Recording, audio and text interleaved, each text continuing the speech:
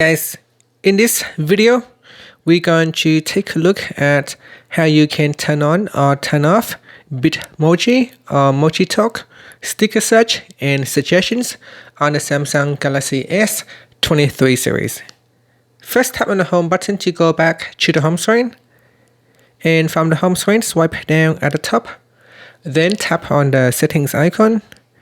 In the settings page, scroll down and then tap on General Management. Next, go down and tap on Samsung Keyboard Settings. Now scroll down, and in here you want to tap on Select Third-Party Content to use. And at the top here, tap on Bitmoji toggle button to turn it on or switch it off. Now once you turn it on, you have to tap on the Continue button.